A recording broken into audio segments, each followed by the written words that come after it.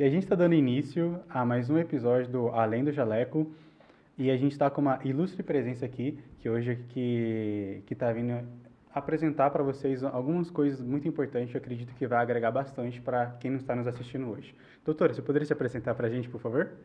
Obrigada, Lucas. Muito prazer em estar aqui com vocês, conversar um pouco mais aqui sobre esses assuntos que são tão importantes e que eu fui me apaixonando ao longo dos anos.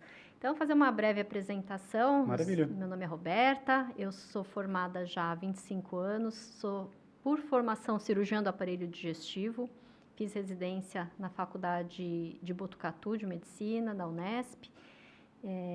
Fiz residência em cirurgia geral, depois cirurgia do aparelho digestivo. Depois eu fiz um mestrado na USP, na área de doenças inflamatórias intestinais e microbioma intestinal. E depois eu fiz também a minha pós-graduação em nutrologia pela Abram.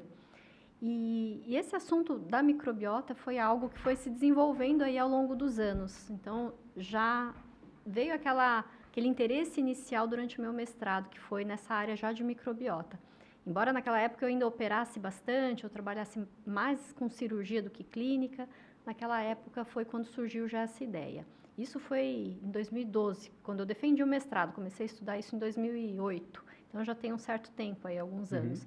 Mas isso aí foi se aprofundando aí ao longo dos anos, foi surgindo mais uma vontade para eu ir mais para esse lado da microbiota, para a área clínica, e aos poucos eu fui parando de operar na minha especialização em cirurgia e fui me dedicando mais à atuação clínica, principalmente nessa área de microbiota, depois com nutrologia também, que eu fiz pela Abram. E hoje em dia, meu foco principal em consultório é modulação intestinal, tratamento das desordens funcionais do intestino, essa abordagem desse universo que a gente tem dentro da gente, que é o de bactérias, de fungos, de vírus, da microbiota intestinal, e como isso impacta na nossa saúde como um todo. Então, isso tem sido o foco principal aí da minha atuação no momento. Maravilha. Doutora, uma coisa que eu tenho certeza que esse nosso bate-papo vai ser bem enriquecedor, né, para quem está nos assistindo. A gente já percebe, todos nós já percebemos que você já tem uma bagagem já, né, trilhada já dentro dessa parte. E exatamente nesse nicho que você escolheu, tem algum motivo muito específico? Tem alguma coisa que, um exemplo, você já nasceu, você acha que já nasceu predestinada para isso? Ou você caiu de paraquedas para escolher isso? Você poderia explicar para a gente mais ou menos como que você começou? Olha, isso foi algo que foi se desenvolvendo aos poucos na minha vida. Não foi um estalo, não foi algo que surgiu de repente.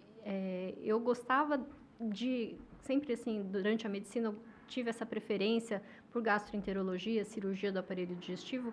Gostava muito de operar da área cirúrgica. E eu acho que a gente vai, durante a vida, a gente vai se moldando, a gente passa por diversas situações e nossos gostos vão mudando também, né? Nossas afinidades. E é um assunto assim que aos pouquinhos foi surgindo, eu fui me interessando, fui estudando mais e fui achando apaixonante, é um universo assim muito grande de informações e a gente vê o impacto que isso traz na saúde como um todo, né?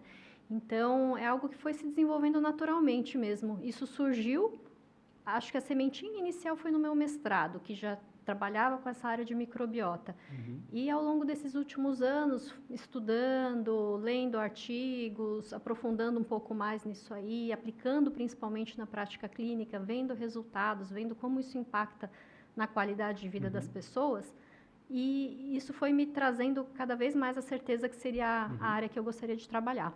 Maravilha. Uma coisa que você disse que acredito que para todo mundo que está nos assistindo, né, que seria a microbiota, né? Isso. É um pouco uma palavra um pouquinho difícil, né? E acredito que para quem está fora da bolha, vamos colocar assim, da sua área de atuação, não sabe exatamente o que é. Você poderia explicar para a gente, se aprofundar exatamente o que seria isso? Sim, claro.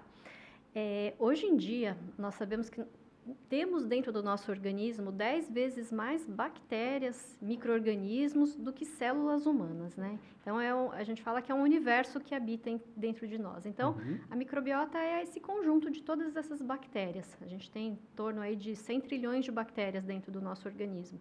E elas impactam muito na nossa saúde como um todo, desde a imunidade, do modo como o nosso organismo absorve os nutrientes, como metaboliza e produz hormônios, como impacta na inflamação ou falta dessa inflamação no organismo.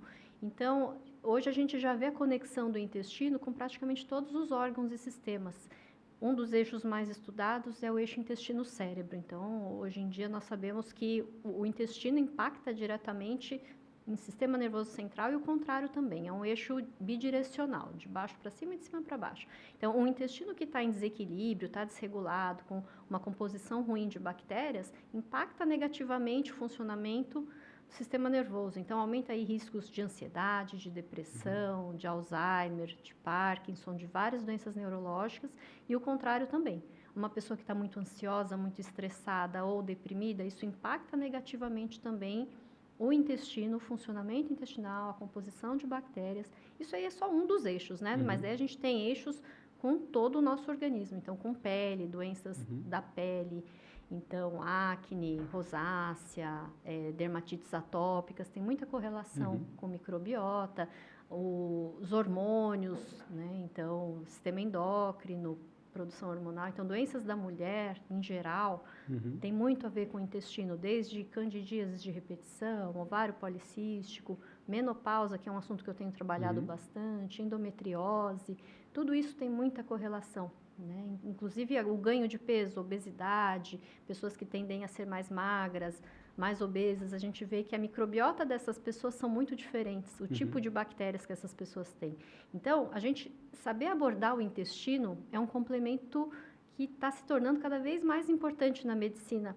Então, hoje em dia, a gente não pode mais tratar o paciente apenas direcionado de acordo com a sua especialidade. Eu enxergo isso como algo cada vez mais essencial, ter esse olhar mais amplo sobre o paciente e sobre o intestino. Perfeito. Uma coisa que eu acho que vai fazer bastante sentido para quem está nos assistindo, pelo que você trouxe para a gente, né, esses pontos nessa questão das bactérias, né?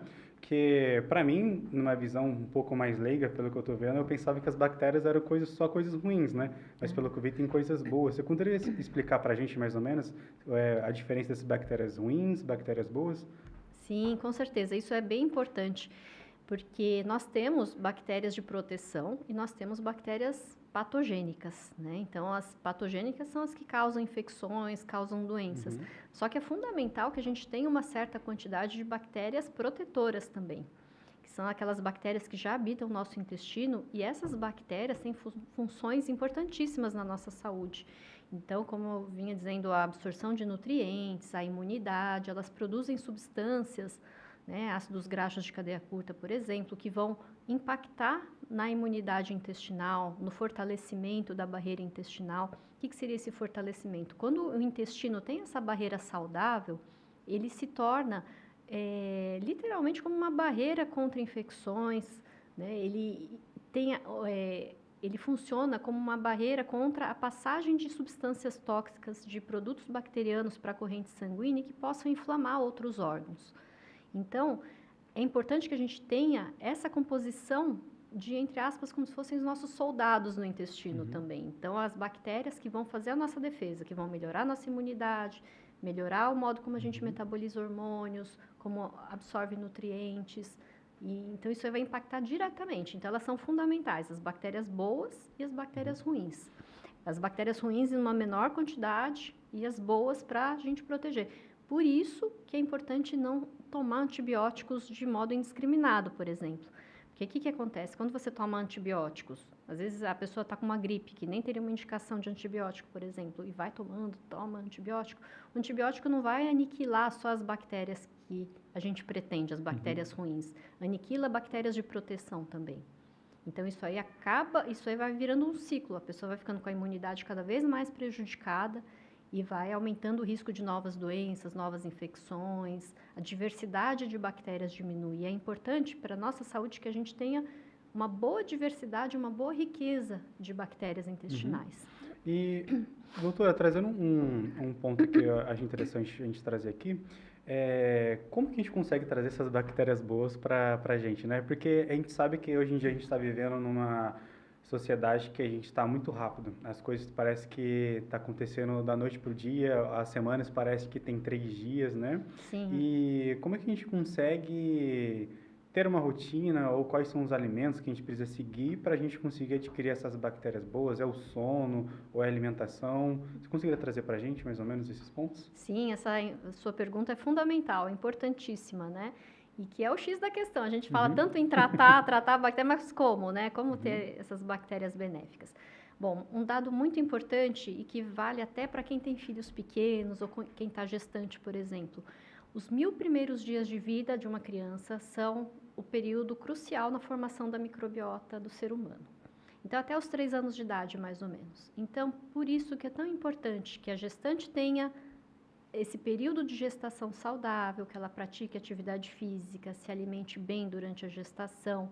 A via de parto também vai influenciar, se é uma via vaginal ou cesárea, se ela amamentou ou não essa criança, a alimentação na primeira infância, evitar açúcar, ter mais alimentos, uma variedade de alimentos, alimentos naturais, vegetais, frutas, aleitamento materno fundamental. Então, tudo isso impacta muito já na formação da microbiota, que vai ser a base para a vida inteira, tá? Essa vai ser a base. certo. Mas daí, ao longo da vida, a gente tem outros fatores que vão influenciar. A alimentação, que é praticamente o principal, é o que a pessoa come. Então, evitar ultraprocessados, embutidos, então, refrigerantes, comida pronta, fast food, tudo isso, quanto mais você reduzir álcool, açúcar, isso vai contribuir para uma microbiota mais saudável. Uma coisa que, super interromper, é uma coisa que é até interessante, é aquela frase, né, que a gente acaba comendo o que a gente é, né? Sim, É mais ou menos isso a frase, né? A gente exatamente. acaba, então, se a gente só comer coisas ruins, a gente vai, o nosso ser, nossa pessoa, né, acaba sendo também algo ruim, né? Com Então, acho que faz certeza. bastante sentido o que você está falando. Com certeza. A alimentação é a base de tudo, né? Mas não só alimentação, né? Então, além do que a gente come, também atividade física. Então, o sedentarismo está associado, sem dúvidas, a uma pior composição de bactérias intestinais. Estresse. Então, o estresse é muito subestimado e hoje em dia difícil perguntar para alguém no consultório como que está o nível de ansiedade, a pessoa fala, não, estou bem, estou tranquila. Isso é um luxo hoje em dia, né? Porque o estresse impacta demais. Também, parece que não, mas impacta até na composição da microbiota. Poluição, também uso de medicamentos, como eu citei, os antibióticos, que são os principais. Então, antibióticos, você usar de uma maneira indiscriminada, isso é um assassinato das suas bactérias. Então, por isso que a gente não pode, nós como médicos temos essa responsabilidade de não fornecer antibióticos de uma maneira indiscriminada para os pacientes, né? Porque isso aí é muito prejudicial para a microbiota. Uso também de prazóis, então, omeprazol, pantoprazol, lansoprazol. Esses medicamentos, eles têm sua indicação, eu não sou contra, muito pelo contrário, eles são muito úteis em diversas condições aí do aparelho digestivo, mas o uso, às vezes, muito prolongado, diminui aquela barreira ácida natural que nós temos no estômago, que é um primeiro filtro contra as bactérias. E isso diminui também a nossa proteção contra essas infecções bacterianas. Então, usos muito prolongados, a vida inteira, muitos anos tomando, isso também prejudica. Então, é um conjunto de fatores aí que acabam determinando como que vai ser essa microbiota intestinal. E tudo associado ao estilo de vida mesmo. Perfeito. Uma coisa que eu percebi também, você falando essa questão com estilo de vida, com essa coisa que a gente come, né? Se fosse para a gente trazer agora, no seu caso, né? Exemplificando para as pessoas que estão assistindo para a gente, um passo a passo, né? Quais são os antibióticos ruins ou remédios ruins que deveria trocar por isso ou por alimentação, sabe? Trocar às vezes um medicamento, né? Mas na verdade a gente poderia trocar um exemplo por um jejum intermitente, talvez, ou talvez uma alimentação um pouco mais saudável em vez desse antibiótico. Você conseguiria dar um passo a passo, mais ou menos, com o que poderia trocar? Olha, no caso do antibiótico, não tem muito... Quando ele tem uma indicação precisa, existe uma infecção bacteriana, não tem muito como fugir, né? Não tem muito como eu falar assim, não, vou fazer uma alternativa ao antibiótico. Porque tem a indicação precisa dele, tem uma infecção bacteriana, não vai ter muito como fugir. O que tem que fugir é de uso indiscriminado, é usar antibiótico quando não tem indicação. Por exemplo, quadros virais, gripes, isso aí não vai resolver com antibiótico e o antibiótico vai prejudicar. Então, vai ser um malefício. Então, daí a gente contraindica. Mas no caso, assim, por exemplo, de alimentação, existem alguns grupos de alimentos que são muito favoráveis para a nossa microbiota, né? Então, desde os prebióticos naturais. Então, o que que são, né? Isso aqui acho que é importante a gente destacar a diferença de prebiótico e probiótico, que muita gente confunde. O prebiótico são as fibras da dieta, os alimentos que vão estimular o crescimento de bactérias boas, protetoras do intestino. E os probióticos são bactérias vivas que a gente toma, ingere, ou através de alguns alimentos, ou através de cápsulas, formulações prontas, e que vão favorecer a nossa saúde, né? Então, alguns alimentos que contêm probióticos, por exemplo, iogurte, kefir, alimentos fermentados em geral, né? Chucrute, quinte, enfim, qualquer alimento fermentado, né? Eles têm bactérias benéficas. Só que daí a gente não consegue especificar exatamente que bactérias, né, que eles têm. Fora isso, os prebióticos, que são as fibras que estimulam o crescimento das bactérias boas, a gente tem aí banana verde, tem alho e cebola, tem chicória, aspargos, linhaça, aveia, são alimentos leguminosas, então feijão, grão de bico, lentilhas, ervilhas, isso tudo estimula aí o crescimento de bactérias boas.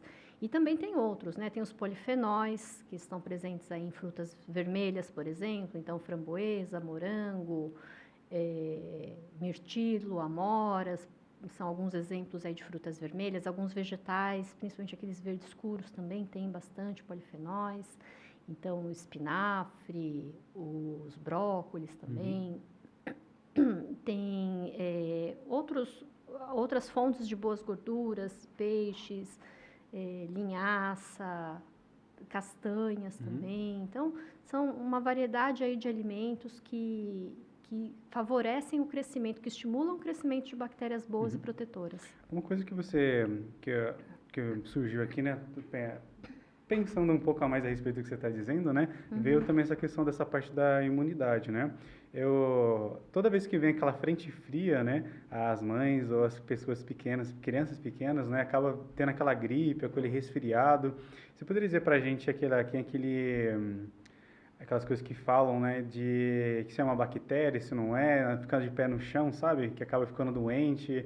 Isso é por causa de alguma bactéria em específico, ou realmente é por causa da friagem, sim, o frio excessivo acaba trazendo essa parte de resfriado, sabe? Uma coisa que é muito comum e um dos fatores principais na questão dessas viroses de inverno são os ambientes fechados.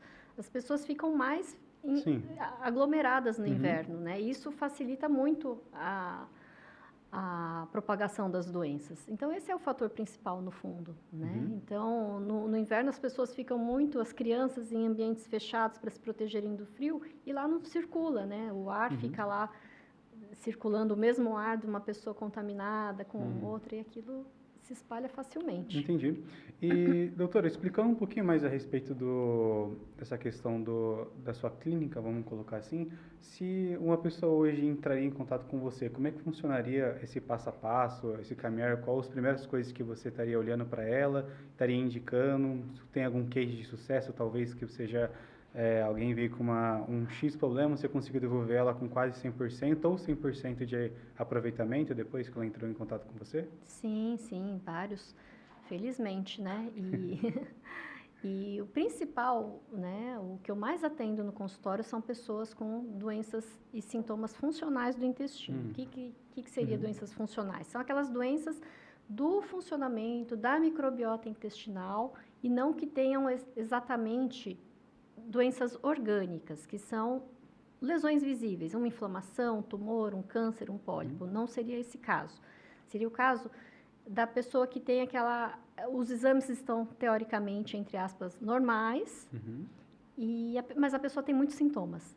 E justamente a esse paciente que sofre demais. Por quê? Porque ele passa com diversos colegas que falam, você não tem nada, ou falam assim, o que você tem é só emocional, e a pessoa fica só rotulada e não tem seu problema resolvido, porque ela tem sintomas reais.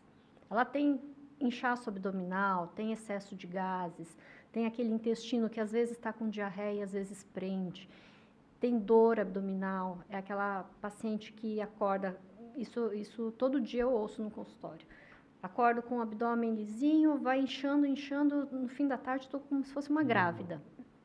Esse é o caso que eu mais atendo no consultório. E esse paciente geralmente já passou com diversos médicos que falaram que ele não tem nada.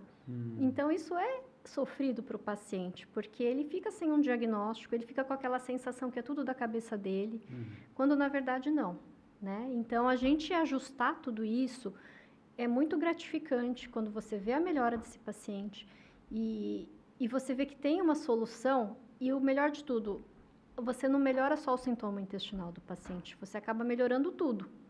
Porque você faz uma série de medidas, aplica uma série de intervenções que vão fazer com que esse paciente volte depois e fale, mas eu me sinto mais disposto, eu me sinto mais alegre, eu me sinto com mais disposição, mais ânimo de viver, né? Minha vida social melhorou, aquela dor, porque muitas vezes a pessoa com esse tipo de sintoma se limita muito socialmente, evita sair de casa, evita ir num restaurante, um encontro social com os amigos, porque tem medo de ter uma diarreia, uma dor, inchaço no meio lá do programa, tem medo de comer, entendeu? E muitas vezes esse paciente fica sem diagnóstico, então é uma lacuna muito importante, né? E isso a gente verifica aqui para todas as áreas, não só para gastro, porque tem muito paciente que o ginecologista atende, que a mulher chega e fala, estou me sentindo cansada, estou com inchaço abdominal, meu intestino está ruim, estou me sentindo depressiva, desanimada,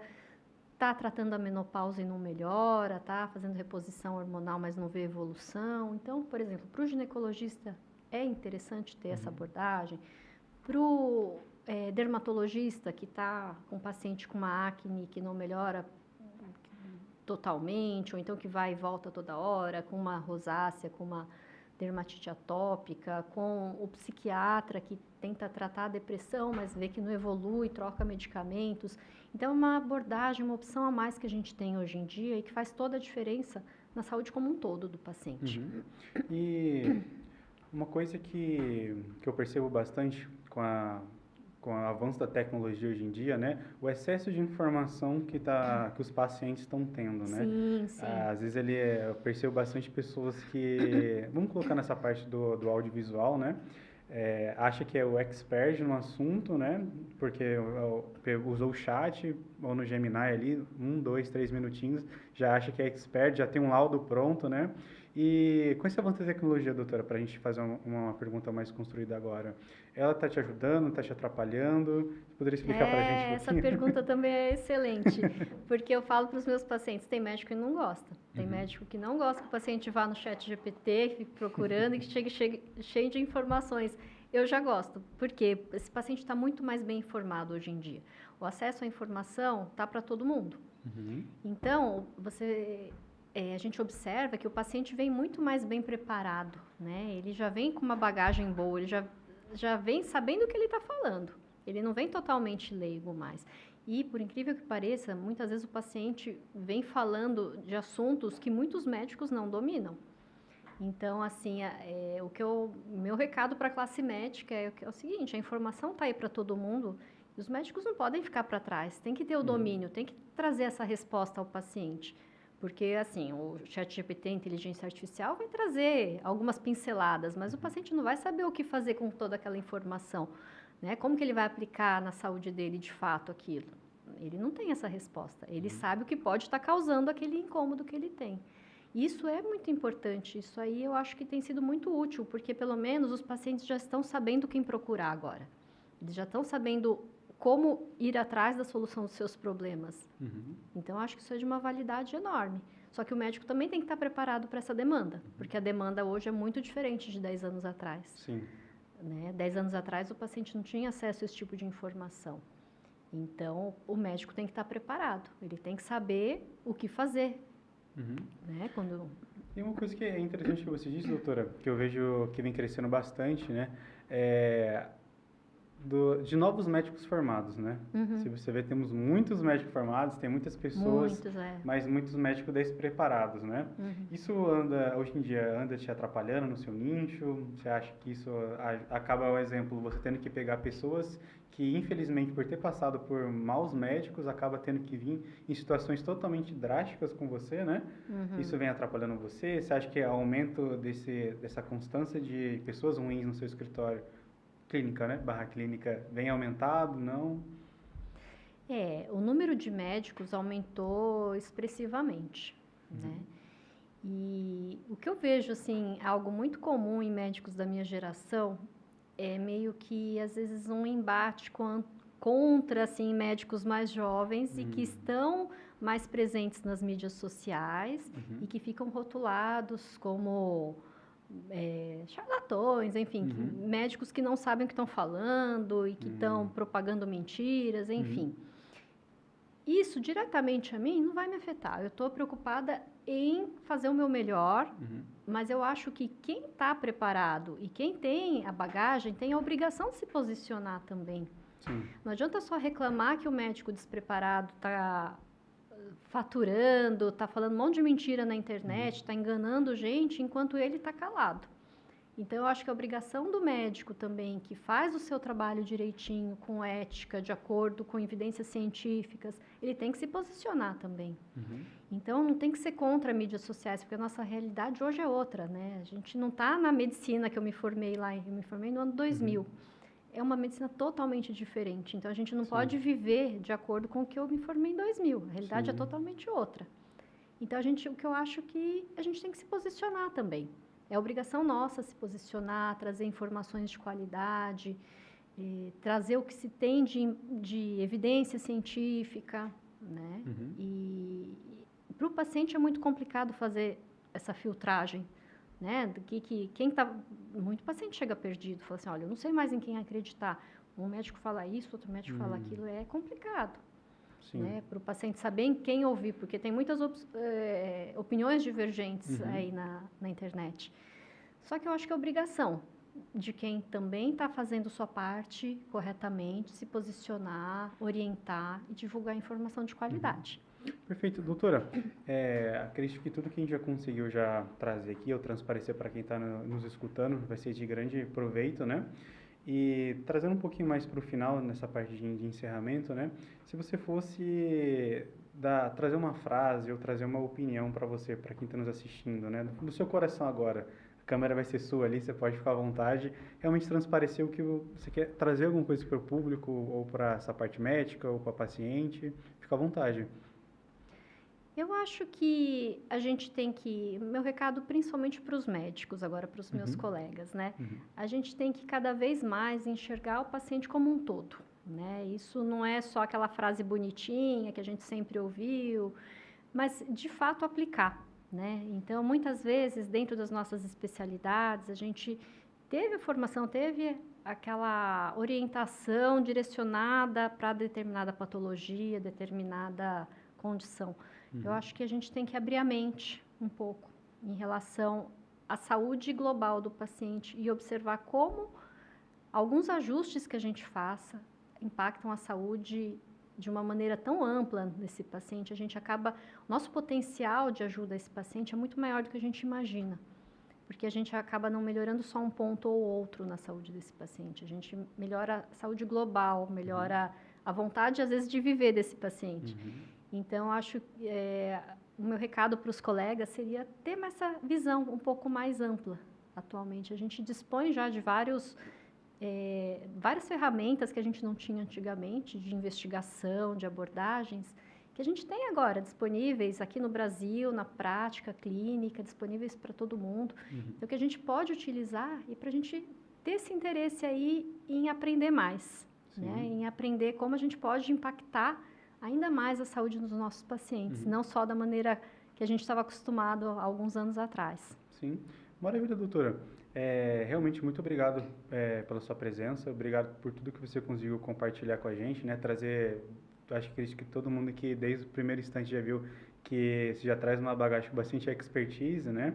não é só mais uma médica ou só mais um médico que está vindo conversar aqui com a gente, realmente é uma pessoa que tem um fundamento, tem uma coisa que ela realmente se empenhou para estar trazendo para a gente aqui hoje, tá? E realmente muito obrigado. Eu vou abrir o microfone para você se despedir e acredito que seja isso. Bom, agradeço bastante, então, pela oportunidade. É sempre um prazer falar sobre esse assunto, que é um assunto que eu gosto bastante. E espero aqui que a gente tenha outros encontros e converse cada vez mais sobre isso. Eu falo aqui para médicos e para pacientes, então, para quem tiver suas dúvidas, queira perguntar algo específico também, que coloque aqui embaixo, aqui nos comentários, que é sempre traz muito crescimento para a gente e a gente também vai responder aí as suas dúvidas. Aproveitando, doutora, deixa as redes sociais também, no Facebook, no Instagram ou TikTok, se tiver outra rede, pode deixar. Ah, certo. Meu Instagram é @doutoradra.robertabraga e eu tenho uma página direcionada para a educação médica também, que é o @microbioma para médicos. Então, esse já é um projeto meu, paralelo ao consultório, focado em ensino de microbiota intestinal para colegas médicos de diversas especialidades. Legal. Acho que é um ponto bem interessante que você trouxe. Quer falar um pouquinho sobre esse projeto? Ou...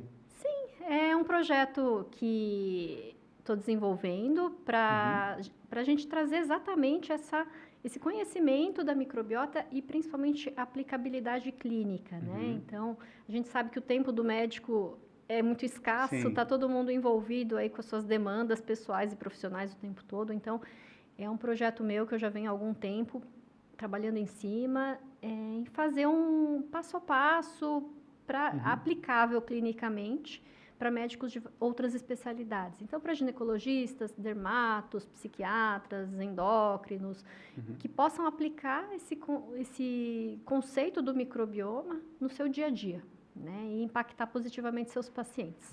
Maravilha, doutora. Muito obrigado, tá? Eu que agradeço. E você que é médico ou você que é paciente, em requisitos de tudo que a gente trouxe para cá, as redes sociais da doutora vão estar na descrição. Ela mesma disse que vai estar aqui. Vai ter um pop-up quando ela falar, então já segue ela lá. E siga a gente também nas nossas redes sociais e no YouTube. E não deixe de deixar aquele like. E obrigado a todos que assistiram a gente até aqui, tá bom? Tchau, tchau. Obrigada.